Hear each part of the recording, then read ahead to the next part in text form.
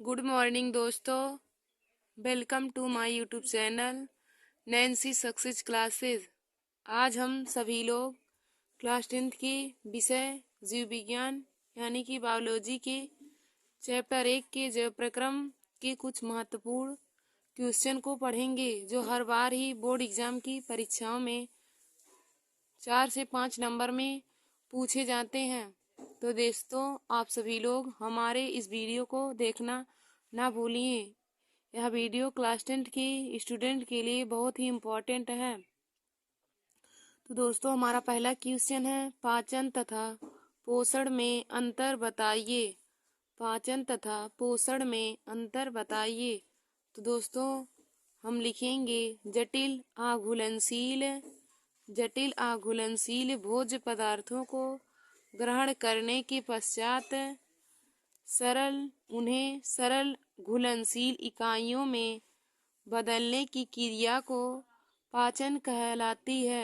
बदलने की क्रिया पाचन कहलाती है।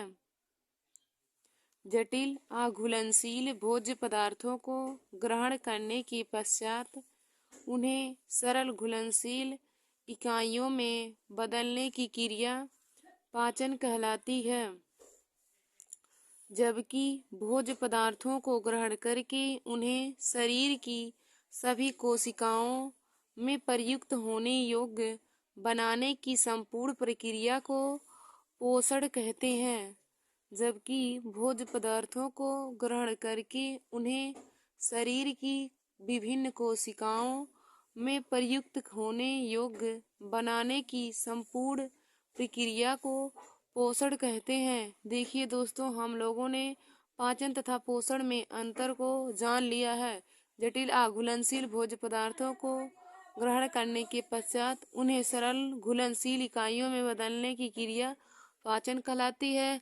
जबकि उसी जटिल सरल घुलनशील पदार्थों को सभी इकाइयों तक पहुँचाने तथा खाने की योग्य बनाने की प्रक्रिया को पोषण कहलाती है।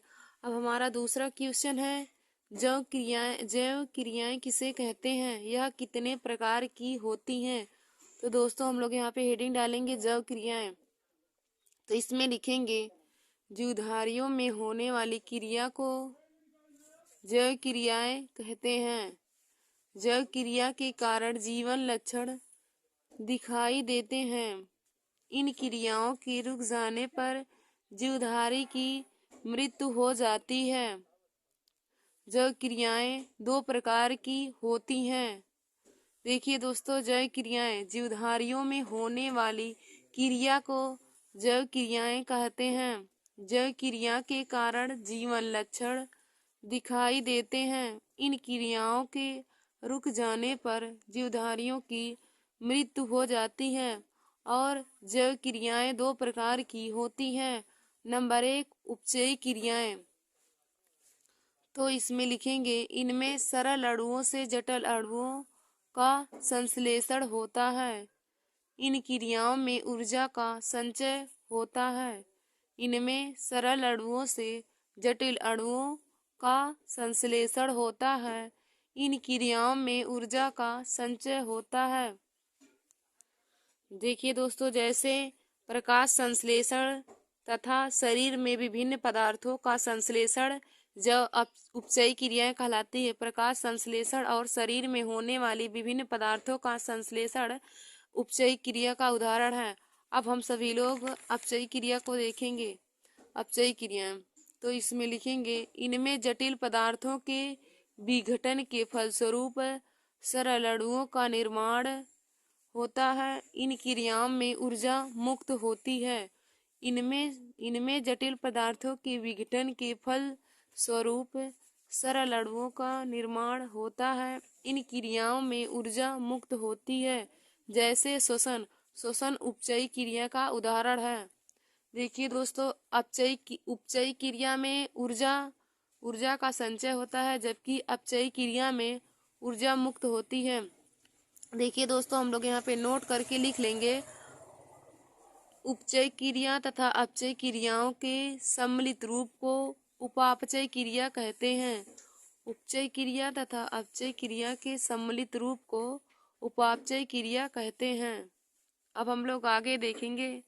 देखिए दोस्तों, हमने जैव क्रिया के बारे में पढ़ लिया है और उसके प्रकार के बारे में। जैव क्रियाएं और उसके दो प्रकार थे, उपचयी और अपचयी क्रिया। अब हम लोग आगे देखेंगे।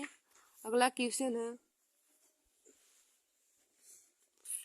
मृतोपजीवी तथा परपोषी पोषण को परिभाषित कीजिए। मृतोपजीवी तथा परपोषी पोषण की परिभाषा लिखिए। तो हम लोग हेडिंग डालेंगे मृतोपजीवी। तो इसमें लिखेंगे सड़े गले कार्बनिक पदार्थों से जीव द्वारा भोजन प्राप्त करना मृतोपजीवी पोषण कहलाता है। सड़े गले कार्बनिक पदार्थों से जीव द्वारा भोजन प्राप्त करना मृतोपजीवी पोषण कहलाता है। और हम लोग दूसरी हेडिंग देखेंगे परपोषी पोषण का।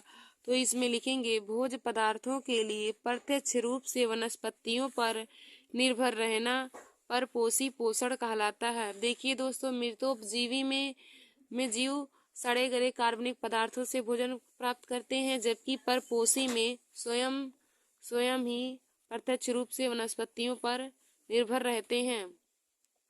अब हम लोग अगला क्वेश्चन देखेंगे। जाइलम तथा फ्लोएम को परिभाषित कीजिए।